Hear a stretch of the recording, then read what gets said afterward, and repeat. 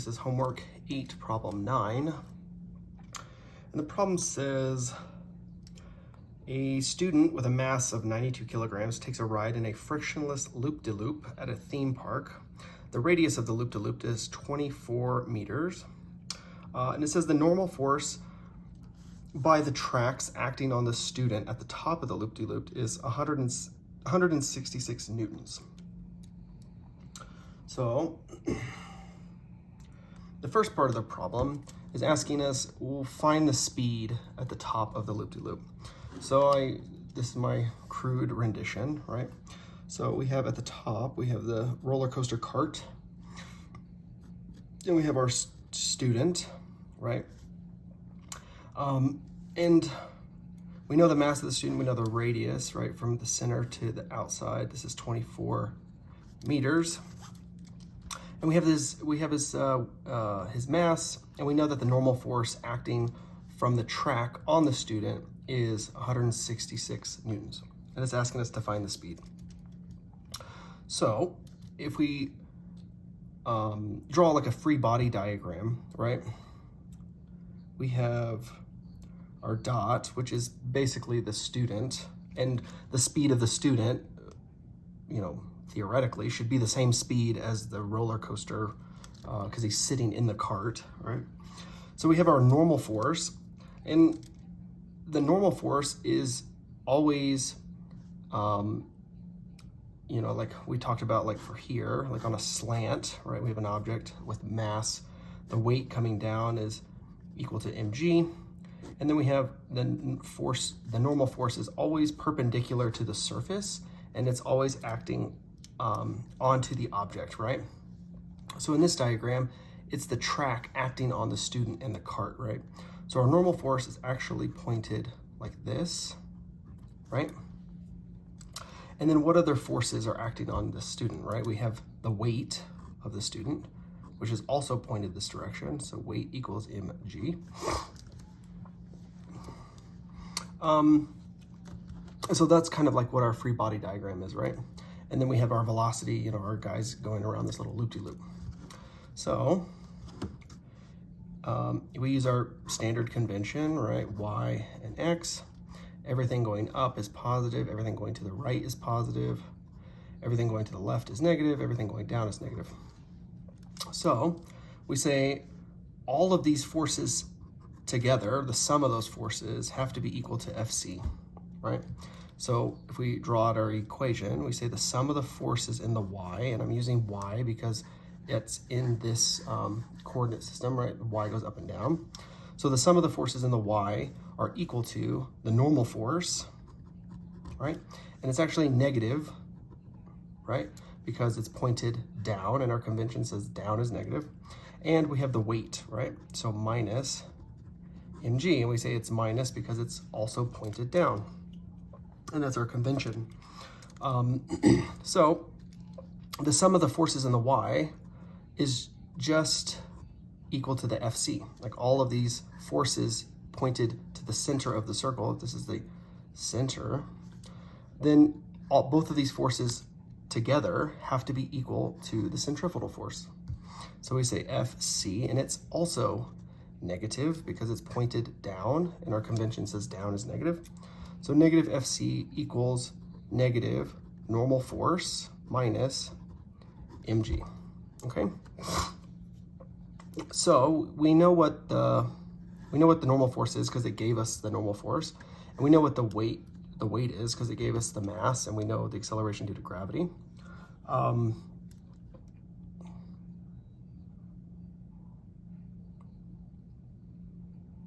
And so we can actually solve, so because what we're looking for is velocity, right? And so we know that Fc is equal to mv squared over r. And all of that is going to be equal to negative normal force minus mg. And that's also negative. So if we do some algebra here, we can say this is like -1, basically. So if we divide,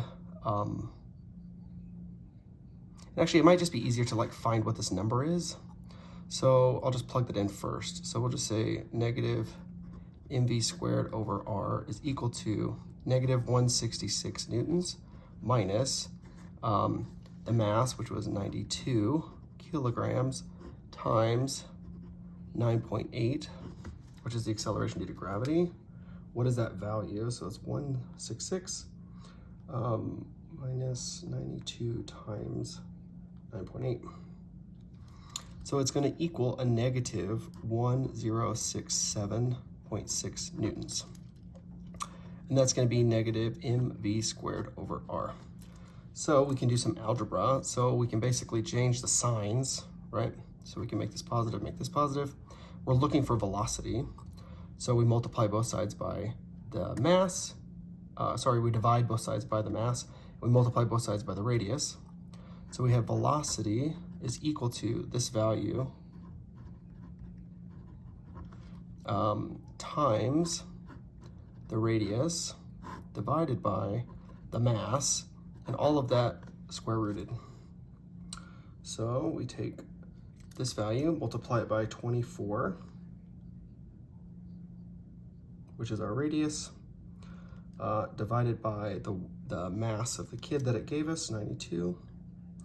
And we take the square root of that. So the velocity at the top of the loop-de-loop is 16.6884495333. Sig figs is, looking back, at probably 2, but whatever. V equals 16.7 meters per second. So that's the velocity at the top of the loop-de-loop, okay? The next part is find the normal force at the bottom of the loop-de-loop. So we go back and we draw our free body diagram. So if we have a picture, that's our roller coaster. And at the bottom of the loop-de-loop is our person here. And so we can draw a free body diagram. We have our dot, which is our person. And what are the forces acting on it?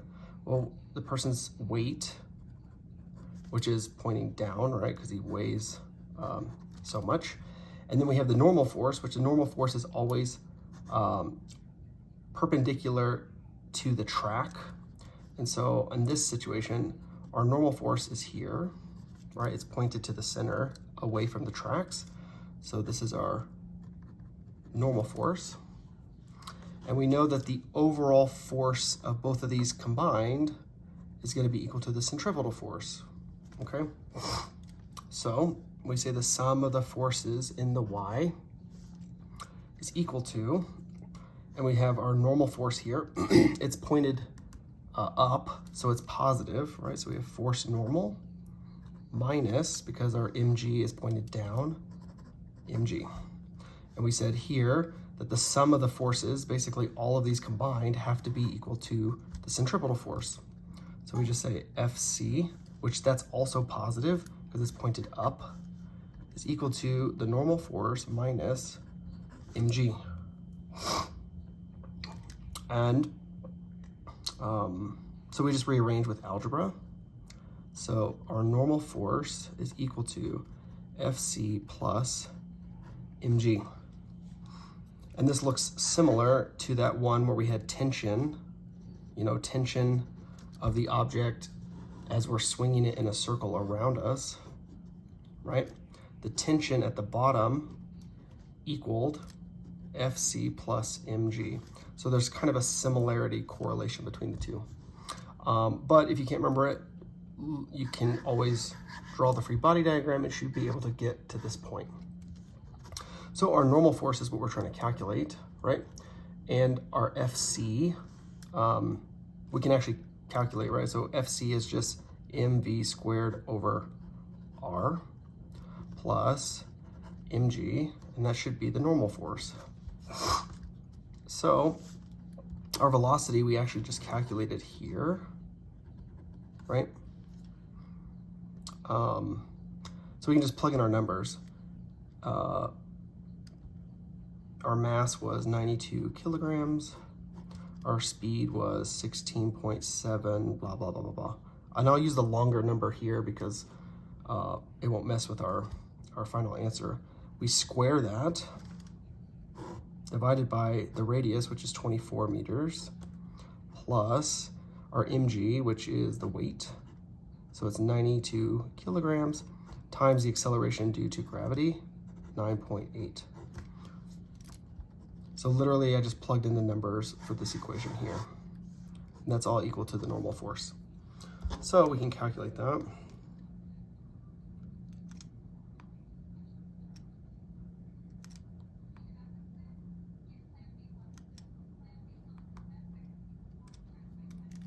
So I got 1067.6, and that's for this first component, plus our weight.